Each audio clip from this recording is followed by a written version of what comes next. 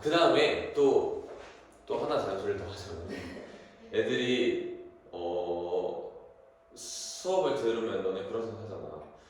이해는 하지 수업 들으면서. 근데 이해하면서 동시에 무슨 생각을 해? 어떻게 저렇게 생각을 하지? 라는 생각을 안 해? 그런 생각 안 해? 해요. 하지. 근데 너는 체대니까 체육이랑 똑같아. 저번에 이름이 아니었냐? 아니세요. 안 했어? 체육이랑 똑같아. 그러니까 너네 체육 선생님이 뭐 시간을 보여줘. 그러면 와 저걸 어떻게 하지? 이런 생각 하지. 그 다음에 뭐 할 생각을 해? 너네도 그렇게 하고 싶잖아. 그럼 어떻게 해야 돼? 해봐요. 해봐야지. 이거 연습을 해야지. 연습을. 그치. 근데 애들이 공부는 그렇게 생각을 안 한다? 무슨 얘기인지 알아? 공부는 감탄하고 와 나 머리가 나빠서 못하겠다 이렇게 생각한다니까 그냥? 그러니까 무슨 얘기냐면 공부는 여기서 지금 되는 게 아니라 나랑 처음 이해를 하지. 그 다음에 집 가서 다시 혼자 읽으면서 수업 때 들었던 나의 생각의 과정을 이렇게 따라가 보는 거야. 그러면서 아 이렇게 생각을 해야 됐었구나. 내가 이렇게 생각했는데 저게 잘못됐었구나. 이런 게 돼야 거기서 실력이 되는 거야. 자 읽어볼게. 너는 이거 안 읽어봤을 거 아니야, 그치?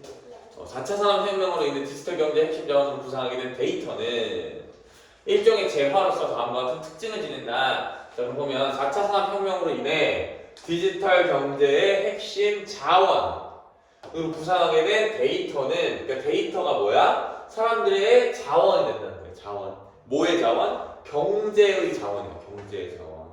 그러니까 사람들이 이런 걸 생각하면 되지. 너네가 보통 자원이라고 얘기를 하면 어떤 단어들이 생각이 나냐? 반도체. 수준이 높은데? 그 다음에 뭐 석유, 그치? 그치? 그 다음에 또 뭐가 있을까? 전기, 뭐 이런 거 아니야? 물, 이런 게 다 자원이지. 근데 이 얘기는 뭐야 지금? 데이터는 원래 그렇게 자원으로 취급되지 않았는데 데이터 자체가 하나의 자원으로 구상하게 됐대. 4차 산업혁명 정보화로 인해서. 그래서 일종의 재화로서라고 하는데 너네 이 재화라는 말을 아니? 재화는 경제학에서 이제 쓰는 말인데 어떤 내용이냐면은 그 물건이라고 생각해요.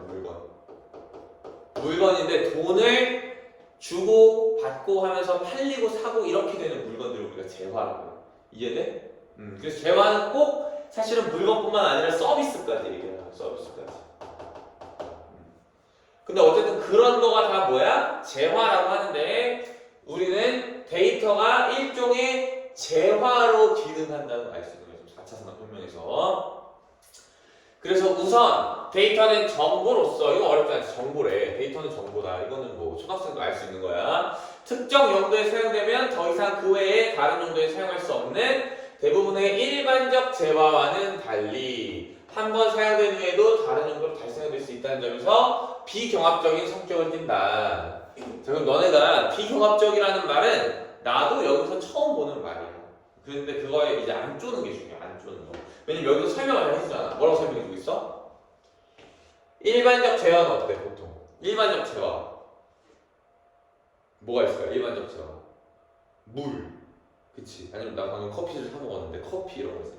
근데 한번 사 먹으면 다시 쓸 수 있어 없어? 없어. 무슨 얘기인지 알겠어? 그렇지. 대부분 그래. 일반적 재화는. 그런데 데이터는 어때? 한 번 사용된 후에도 다른 용도로 다시 쓰일 수가 있대. 왜냐면 정보니까. 이해되지? 이해되지? 그러니까 이런 거야. 예를 들어서 너네가 고3이잖아? 그럼 너네가 고3이라는 정보, 근데 너는 신도고등학교 다니고 너는 영평고등학교 다닌다는 정보가 있어. 그럼 그 정보는 누가 썼어? 내가 썼잖아. 지금도 쓰고 있잖아. 기말 대비 이런 거 하면서. 너네가 다른 학원 가도 똑같이 쓰이는 거고, 그치? 너네 개인 정보인데 내가 만약에 나쁜 마음을 먹고 거기다가 팔면, 너네 핸드폰 정보랑 이렇게 팔면 여기저기 회사나 보험사나 이런 데서 아니면 다른 학원에서 너네한테 막 마케팅 하는데 쓸 수 있잖아. 정보라는 그렇다는 거지. 이해돼? 그래서 한 번 사용된 후에도 다른 용도로 다시 사용될 수 있다라는 점에서 비경합적이다. 그러면 너네는 비경합적이라는 말이 이 뜻이구나 라고 하나의 용어로 이해를 하면 되겠지.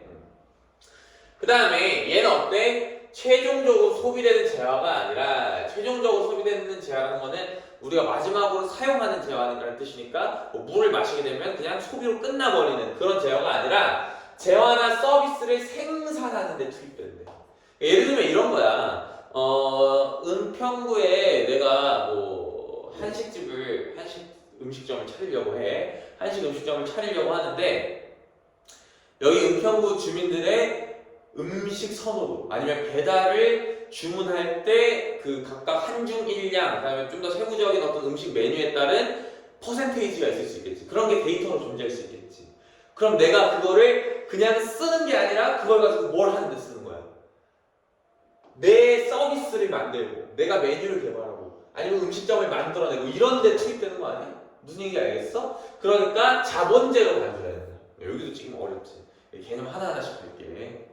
자본제라는 말이 이제 있는데 내가 지금 용어가 명확하게 기억은 잘 안 나는데 아마 경제학에서 내가 방금 재화라는 말을 쓴다고 했을 거야. 근데 재화는 이렇게 나눌 수 있어. 소비재와 자본재.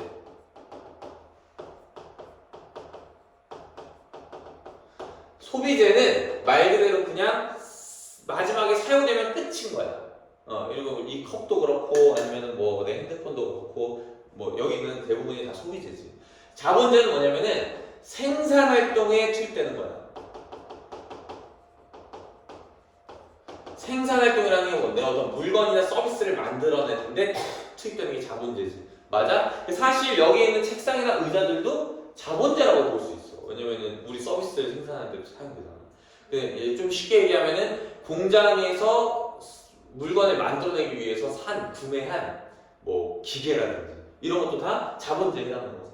그래서 너네가 이 얘기 지금 내가 왜 하냐면은 자본이랑 돈이랑 다른 말이라고. 그런 걸 좀 알려주려고 하는 거야. 알겠어? 자본은 뭔가 돈은 그냥 소비의 측면이 강해. 그러니까 돈이 더 큰 개념이지 자본보다 돈이 더 큰 개념이에요. 큰 개념. 그러니까 돈은 모든 그냥 화폐나 뭐나 다 돈이라고 할 수 있는 거고 자본이라고 하면은 우리가 뭔가를 만들어내거나 서비스를 제공하거나 재화를 생산해내는데 사용되는 그런 돈들을 우리는 자본이라고 하는 거야. 알겠어?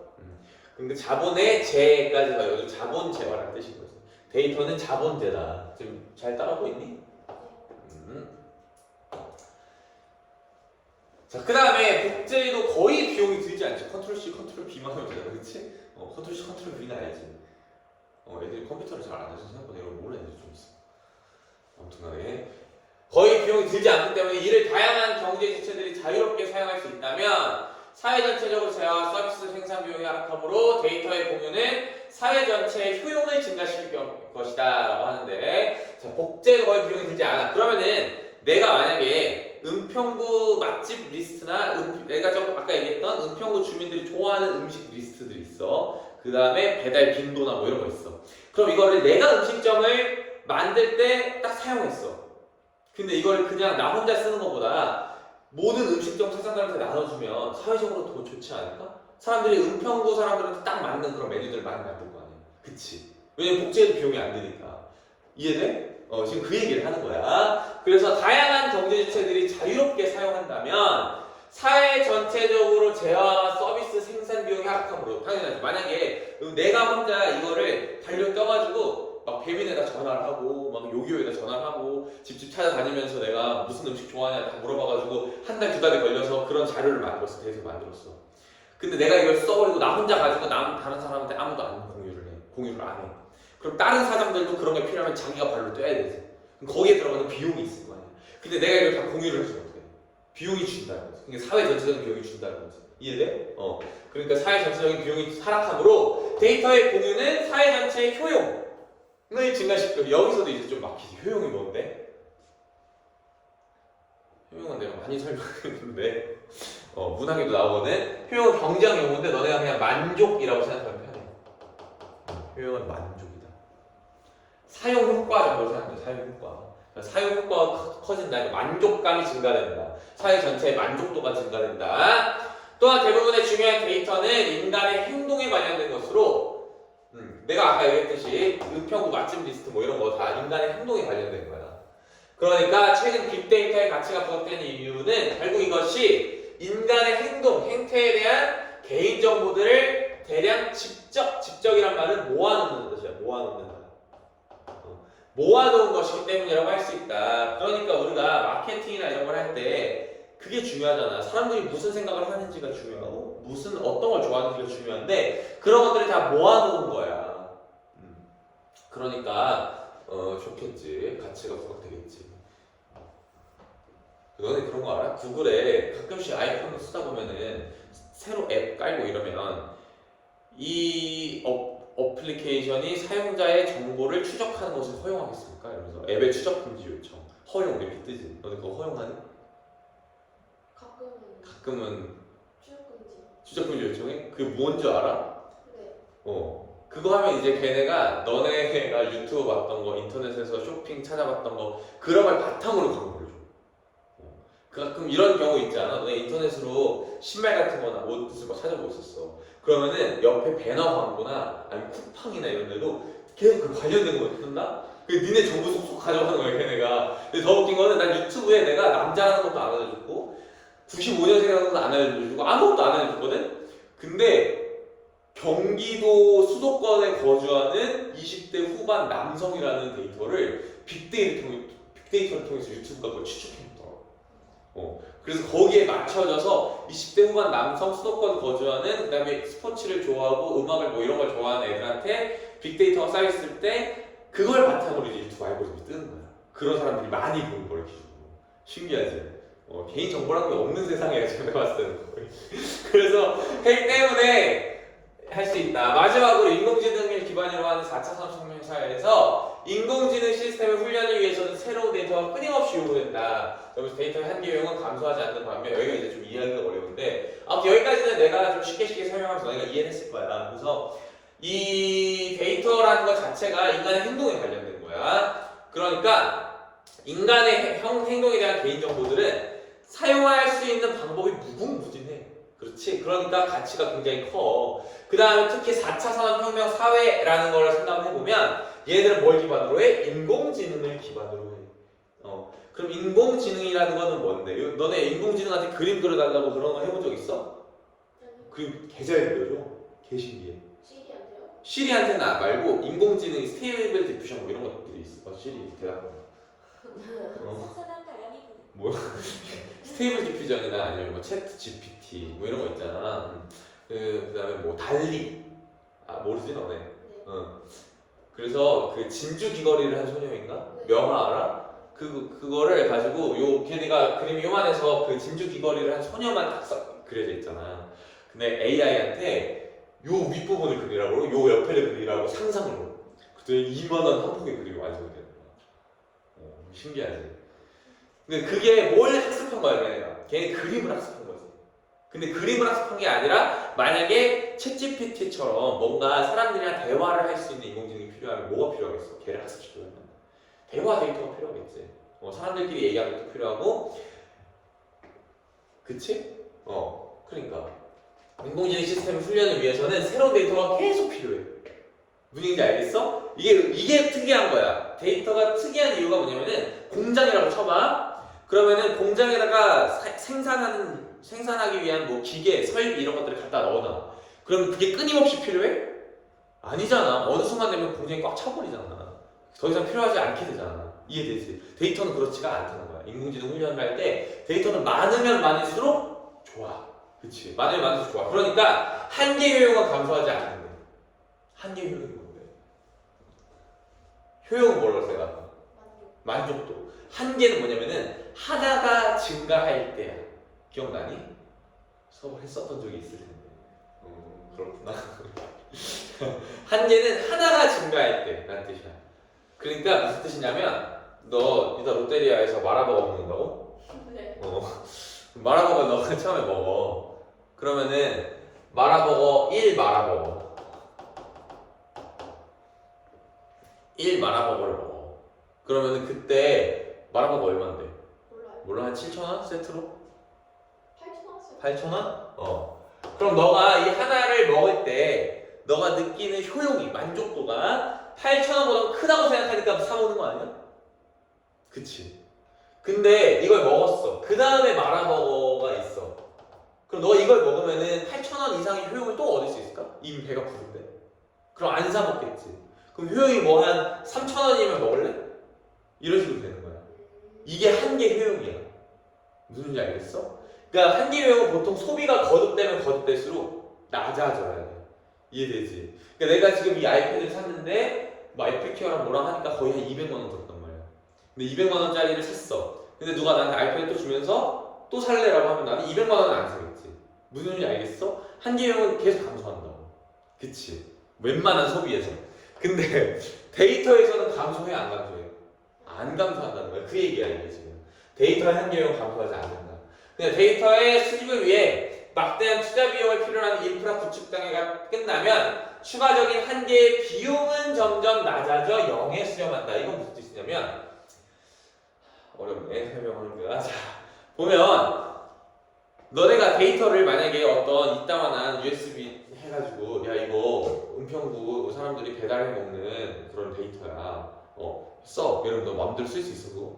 못 쓰지. 그럼 그 데이터도 너가 사용할 수 있게 바꿔주는 어떤 프로그램이나 너의 어떤 기반이 있어야 될 거 아니야. 그러면 회사에서도 그런 데이터를 자기들이 사용하기 위해서 뭔가 필요할 거 아니야. 그걸 처음에 구축해놔야겠지. 그게 뭐야? 인프라 구축이라고 하는 거야. 그거를 내 데이터를 사용할 수 있는 환경 시설을 만들어 놓는 거야. 컴퓨터 프로그래밍이든 아니면 슈퍼컴퓨터 뭐 이런 거든 그걸 해놔야 되는 거야. 근데 그걸 처음 해놓을 때만 돈이 들어갔어. 근데 그게 한 번 해놓고 나면은 비용은 더 이상 들지가 않는다는 거야. 거의. 그래서 데이터를 수집 생성하여 빅데이터를 구축하는 기업의 입장에서 빅데이터는 무제한 생성하는 것이 최적화된 생성이다. 그래서 만약에 빅데이터를 만드는 빅데이터를 너네가 그냥 어떤 자잘한 정보라고 생각하면 안 되고 정말 개인 정보들을 막 몇백만 개 정도 모아놓은 거라고 생각을 해봐. 알겠어? 그러면 그런 거를 따로 만드는 기업들이 있을 거란 말이야. 그러니까 얘네들은 계속 그걸 만들어가지고 다른 기업한테 갖다 팔면 돈을 계속 벌 수 있다는 거지. 무슨 말인지 알겠어? 이게 그런 얘기야. 이게 너네는 글에 있는 것만 보니까 내가 다른 맥락을 좀 얘기해주면 너네가 만약에 컵을 만드는 사장이야. 그럼 이 컵을 많이 팔면 좋겠지. 근데 많이 팔면 좋은데 계속 만든다고 해서 좋을까? 안 좋은 거야. 왜? 하나 만드는데 돈이 들어 안 들어? 들어.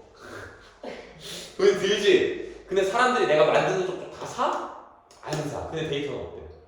만들면 만드는 족족 다 산다는 거야. 그 얘기가 이 얘기야. 계속 생성하는 것이 가장 좋다.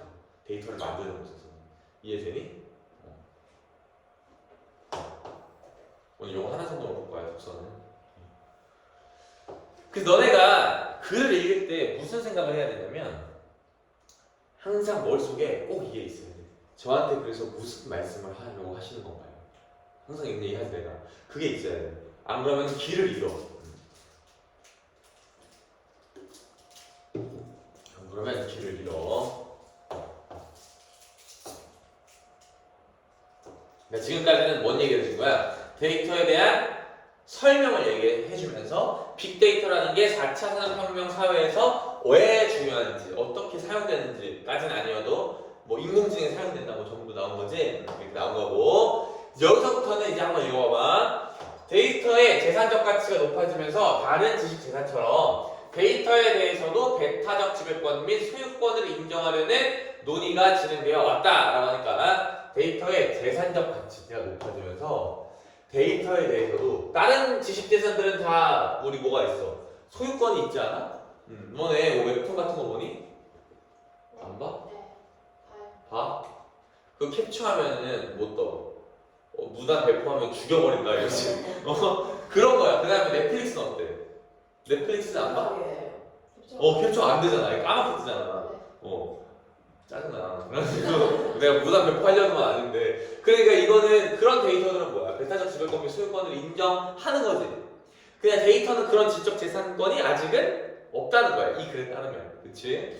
그래서 그런 논의가 진행되어 왔는데 우선 데이터 보유자에게 데이터 소유권을 인정하는 주장이 있대. 그래서 데이터 보유자, 얘가 누굴까? 데이터를 가지고 있는 사람한테 소유권을 인정하자. 현행법상 저작권법이나 영업비밀보호법에 의해서는 데이터 보유자가 포괄적인 보호나 배타적 지배권을 주장하는 것이 불가능하다. 그러니까 이런 얘기야. 내가 계속 똑같은 얘기해서 미안하지만 은평구 그거를 가지고 있어. 사람들이 배달 시켜먹는 걸 가지고 있어. 근데 그거를 누가 내가 몰래 갖다 썼어. 그거 가지고 내가 고소하거나 할 수가 없다는 거야 아직은. 근데 이런 상황에서 개인의 데이터를 다량 수집을 축적해 이익에 기반 삼는 대기업과 같은 빅데이터 보유자에게 데이터 소유권을 인정한다면 데이터의 합법적 유통에 기여하고 데이터 생산에 대한 투자 유익이 촉진될 수 있다는 전망이 가능하다. 그러니까 이걸 쉽게 설명하면 이런 뜻이야.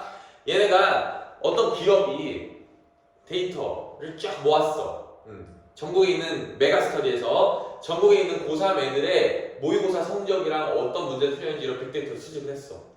그래서 수집했는데 누가 그걸 갖다 빼돌려가지고 썼어. 그럼 메가스터디에서 어때? 개빡치네. 또 만들고 싶어 안 만들고 싶어 이거는? 안 만들고 싶잖아. 이해되지? 근데 만약에 그 데이터를 법으로 보여주는 거야. 이건 메가스터디의 데이터고 이거를 대신에 너네 합법적으로 갖다 팔아라. 이러면 어떻게 될까? 메가스터디에서 고3 것도 만들고 고2 것도 만들고 또 지역별로 나눠서도 만들어주고 이렇게 할 거 아니야. 그치? 그래 안 될 거란 말이야. 그러면 이렇게 소유권 인정을 해버리면 데이터가 합법적으로 유통되고 그 다음에 메가스터디가 아니라 아예 어떤 회사가 생길 수 있어? 새로운 학습 데이터를 수집하는 것만 하는 회사가 생길 수도 있지. 이해돼? 그렇게 될 수 있다는 거지. 그러나 빅데이터가 지닌 막강한 경쟁력으로 인해 데이터를 유통함으로써 치러야 될 비용이 유통으로 인해 얻는 이익보다 클 것이 예상되는 상황에서는 데이터가 유통되지 않을 것으로 보일 수 있다.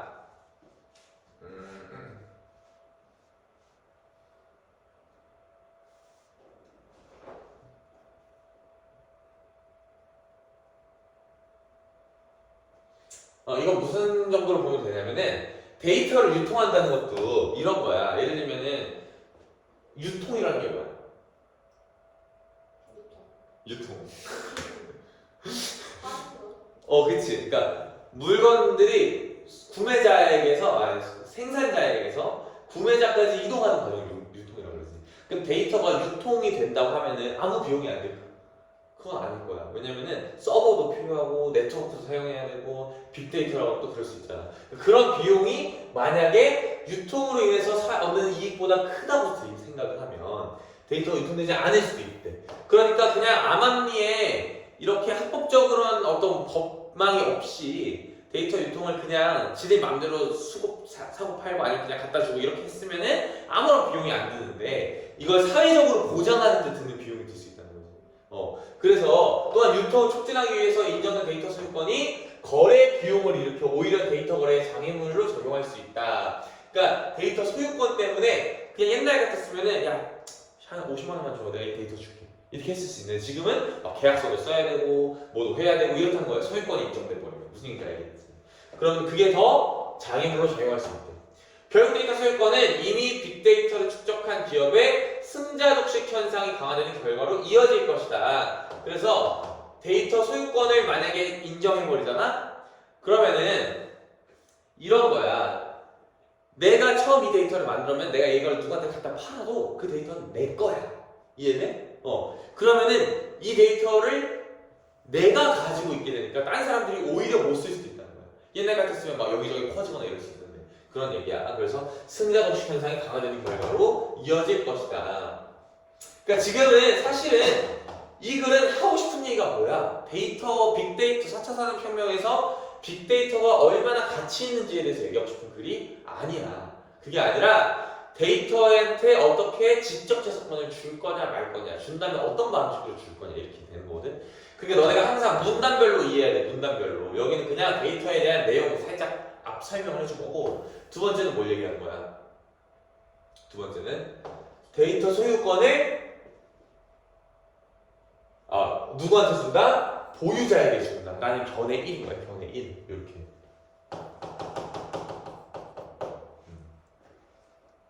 이와 달리 나오잖아. 그 다음에. 그치? 그러니까 이런 게 중요해. 독서가 어려운 애들은 그 공부 잘하는 애들 거 보면 여기 이렇게 세모가 쳐져 있거든? 그럼 어떻게 생각하는 줄 알아? 여기 애는 여기 거에 세모 쳐놨네. 나도 세모를 쳐야지. 여기 생각이 끝나. 근데 독서를 잘하는 애들은 이 세모를 치려고 세모를 친 게 아니야. 세모를 치려고 세모를 친 게 아니라 세모 자체가 목적이 아니라 이 견해랑 서로 반대되거나 아니면 서로 다른 측면의 얘기를 한다는 거를 자기가 문제를 풀 때 빨리 찾아보려고 해서 세모를 친 거라고.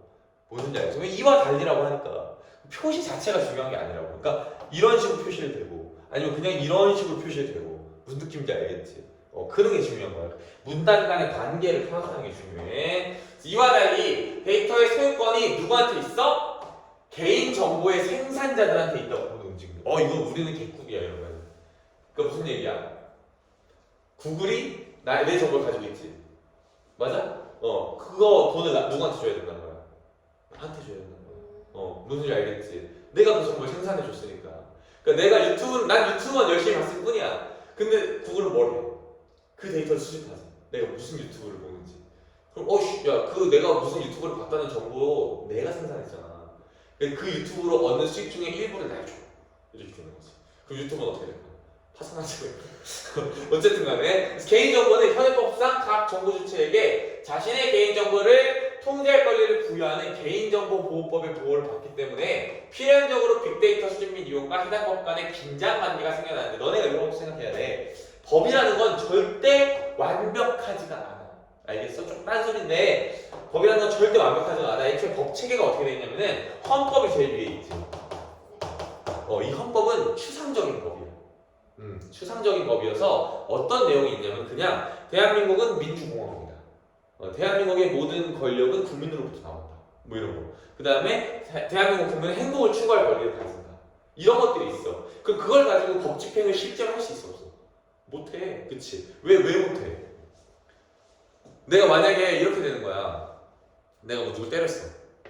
누굴 때렸어. 그러면 만약에 헌법밖에 없어. 그러면은 저는 제 행복 추구한 건데. 그럼 그게 되지. 무슨 얘기인지 알겠지? 그러니까 이 밑에 구체적인 사안들에 적용할 수 있는 법률이라는 개념이 있지. 그럼 이 법률에 뭐가 있는 거야? 형법, 그치? 민법, 뭐 상법 이런 것들이 있는 거지. 이런 것들이 있어. 그러니까 때리는 거는 다른 사람들 피해를 줬으니까 그런 행복을 추구할 수 없다. 이런 식으로 여기에 써 있겠지. 그런 행복을 추구할 수 없다. 이런 말은 안 써 있겠지만 그런 원리로 이제 법들이 만들어지는 거야. 근데 봐봐. 그러면은 법들 사이에서도 이 법률 밑에도 더 하위의 법들이 많거든. 헌법 밑에도 무슨 법 이렇게 다 있단 말이야. 그럼 걔네들끼리 충돌할 수 있어 없어? 충돌할 수 있어. 이렇게 너네가 이해를 해야 돼. 그러니까 만약에 이런 식으로 되는 거야. 우리도 모르는 사이에 구글에서 우리 개인정보를 다 가지고 있지. 그치? 그런데 개인정보보호법이라는 게 있잖아. 그러면 이 법이랑 데이터 수집 및 이용과 이 법이랑 서로 긴장 관계가 될 수밖에 없다는 거야. 왜냐면은 데이터 수집 및 이용에 관한 법률이 있을 거거든. 뭔가 어디서 들어본 거 같잖아. 데이터 수집 및 이용에 관한 법률 이런 거 있을 거란 말이야. 그러니까 어떤 기업에서 데이터를 수집할 권리가 있다는 법이 있을 텐데 그게 개인정보법이랑 서로 충돌하고 긴장이 된다는 거야. 근데 이 법은 여기서 말하는 이 법은 개인정보보호법이야. 개인의 자기 정보 결정권을 보장할 뿐 개인이 자신의 개인 정보로부터 발생하는 경제적 수익을 통제할 권리를 보장하는 것은 아니다. 이 얘기야. 이건 뭐냐면은 내가 내 개인 정보가 사용되는 게 싫으면 야 구글아 더 이상 내 개인 정보 쓰지 마 라고 할 수 있어. 근데 그걸 통해서 창출되는 경제적 수익까지 나한테 달라고 할 수 있다고 얘기하는 안 하고 있다는 거야. 이해돼? 누가 쓸지 말지는 결정할 수 있어도 경제적 수익까지 통제할 권리를 보장하는 건 아니래. 이러한 상황에서 빅데이터가 갖는 경제적 가치가 어마무시하니까 사람들이 특정 기업의 플랫폼을 사용하면서 개인정보를 제공하는 것을 데이터 노동으로 규정을 하고 그 정보의 제공자에게 경제적 가치의 일부를 기속해야 한다는 주장이 제기되는 것이다. 이건 내가 아까 한 설명이지? 유튜브 본 거, 네이버에서 쇼핑한 거 뭐 이런 거 다 나한테 돈을 달라는 거야. 그러면 아무도 일 안 하고 살 수 있지 않나 거의? 그치? 네, 그 정보의 제공자에게 경제적 가치의 일부를 기속해야 하는 주장이 되는 것이다. 이는 개인정보 제공자를 데이터 생산자이자 소유자로 간주하는 것으로 개인정보가 지닌 빅데이터로서의 가치를 인식하지 못한 소비자가 적정하지 않은 대가를 받고 개인정보를 넘김으로써 빅데이터를 수집 축적한 기업에 부가 지출되는 현상에 대한 비판 의식이 깔려있다. 한번 천천히 해볼게. 개인정보 제공자를 데이터 생산자로 보는 거야. 그치? 내가 생산자가 되고 노동자가 되는 거지. 데이터를 내가 되게 열심히 데이터 만들었잖아. 유튜브를 열심히 보면서 이렇게 얘기를 하는 거야. 근데 사람들은 그런 생각을 못해. 자기가 유튜브를 보고 네이버로 쇼핑하는 것 자체가 네이버와 구글에 뭔가 내가 가치 있는 어떤 정보를 주고 있다고 생각을 해 못하잖아. 대부분 그냥 재밌다 이러고 보지. 그러니까 인식하지 못한 소비자가 적정한 대가를 못 받고 있다는 거야. 그게 다 누구한테 몰려있어? 구글 CEO, 네이버 CEO 이런 애들한테 다 몰려있다는 거야. 그러니까 거기에 대한 비판적 의식이 깔려있다는 거지. 그러나 라고 하니까 얘는 또 위에 얘기랑 반대되는 얘기를 하는 거지. 어떤 반대되는 얘기를 하는 거야? 그렇게 개인한테 다 정보 소유권을 주면은 문제가 생길 수 있다는 얘기를 지금 하려고 하는 거지. 적정하지 않은 대가를 받는다는 점은 데이터 소유권에 인정하는 상관이 없으며 오히려 정보 주체의 데이터 소유권을 인정하는 것은 데이터 보유자의 그것을 인정하는 것과는 비교할 수 없을 정도로 거래 비용을 높일 가능성이 크다. 자, 봐봐. 소비자가 적정하지 않은 대가를 받는다는 점은 데이터의 소유권 인정하는 관련이 없다. 그러니까 우리가 지금 소유권이라는 거랑 대가를 받는다라는 게 완벽하게 연결이 안 된다는 거야. 소유권은 그냥 누가 가지고 있다는 거지. 너가 거기에 대해서 꼭 대가를 받아야 돼 라고 생각할 수도 있기 때문에. 그래서 오히려 그 다음에 또 어떤 측면이 있냐면 첫 번째 그 위에 거를 반대하는 견해인 거고, 두 번째 견해는 오히려 우리 한 명 한 명의 데이터 소유권도 인정해버리면 그냥 그러니까 이런 거지. 첫 번째 견해 1, 데이터 보유자에게 소유권을 인정해야 된다. 이거는 지금으로 치면 유튜브로 하자. 유튜브한테 뭘 줘야 된다는 거야? 이 빅데이터의 소유권을 니네가 가져 이렇게 한다는 거지. 근데 두 번째 견해는 뭐야 지금? 유튜브에 쉐어갈 때 있는 수많은 사람들한테 각자 다 소유권을 주자는 거야. 그럼 뭐가 더 비용이 크겠어? 얘가 훨씬 크지 않을까? 이해되지? 그 다음에 이 비용이라는 건 너네가 돈으로만 생각하지 마. 알겠어? 돈으로만 생각하지 말고 뭔가를 하려면 해야 될 일도 생각해봐. 그럼 비용이 미치지. 왜? 그냥 이거는 유튜브가 이 데이터를 넘길 때 누가 돈만 받으면 되잖아. 그치. 근데 만약에 이걸 다 인정해버리면 유튜브가 뭐까지 해야 돼? 각자 사람들의 계좌 정보를 다 조회해가지고 우리가 데이터를 이렇게 썼는데 요거에 대해서 내가 이건 너는 10,000원, 너는 15,000원, 너는 20,000원 다 나눠줘야 되잖아. 그 일을 누가 할 건데? 월급 받는 어떤 인간이 하겠지. 그게 비용이야. 그러니까 할 일 자체가 비용이 되는 거야. 왜냐면 그것도 다 사람이 해야 되니까. 사람이 하든 기계가 하든. 기계도 일을 시키면 시킬수록 노후가 되잖아. 무슨 말인지 알겠어? 그러니까 이런 질문에서 비용이라는 말을 무조건 돈으로만 생각하면 이해가 좀 어려웠었어. 할 일이라고 생각하면 할 일이 훨씬 많겠지. 뭐 각자한테 데이터 소유권 인정해주면. 그치? 그 다음에 우리가 유튜브 할 때마다 뭐 그런 근로계약서도 써야 돼. 데이터 노동계약서 이런 걸로 써야 돼. 그런 얘기지. 그래서 또한 소유권이나 데이터 소유권 인정하는 이유는 일반적으로 데이터의 생산율을 높이기 위해서인데, 우리가 소유권이나 지배권, 데이터를 누군가가 가지고 있다라는 그런 권리를 주는 것은 데이터를 많이 만들려고 하기 위해서 그러는 건데, 데이터에 포함된 개인정보는 우리가 뭔가를 만들려고 만드는 거야? 아니야. 그냥 일상생활 하다 보면 생기는 거야. 이해되니? 그러니까 소유권의 인정 여부와는 상관없이 데이터의 생성과 양은 그냥 비슷하게 지속될 거라는 거야. 그래서 정보 주체 데이터 소유권 인정한 주장은 한계를 보인다. 데이터는 그 특징상 여러 경제 주체들을 공유하는 것이 불가능할 뿐만 아니라 사회 비용을 증가시킨다는 점에서는 이론의 여지가 없다. 자, 이 이론은 무슨 뜻이야?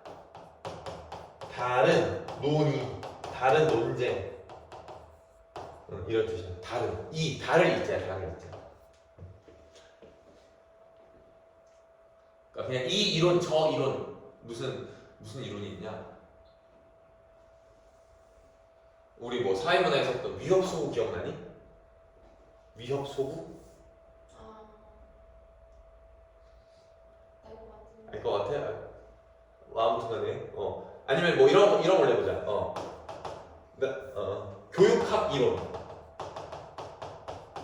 아니면 문법 이론 이렇게 얘기하지. 이 이론이랑 이 이론은 다른 뜻인 거야 지금. 무슨 지 알겠어? 그래서 다 서로 더 이상 논쟁할 여지가 없대고, 데이터가 고유와 자유롭고 사회적 만족도를 증가시킨다는 점에서 이미 빅데이터 독점 현상이 두드러진 상황에서 데이터를 자발적으로 유통시킬 유인이 부재한다. 이미 구글이 자기들이 가지고 있는 데이터를 누구한테 주려고 안 해. 그렇잖아. 그래서 효율적인 데이터 공개 구축을 위해 필요성이 인정될 경우 빅데이터를 공개하거나 특정 플랫폼에 집적된 자세 데이터를 이동시킬 수 있는 과정을 정보 주체에 보장함으로써 데이터의 유통을 가능하게 하는 방법들이 현재 알고리즘에 되고 있다. 그러니까 데이터 유통을 가능하게 하는 게 일단 중요하다는 거지. 지금 이거에서 하고 싶은 얘기는. 이해되니?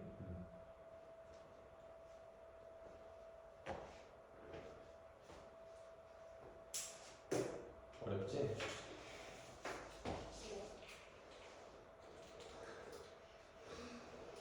너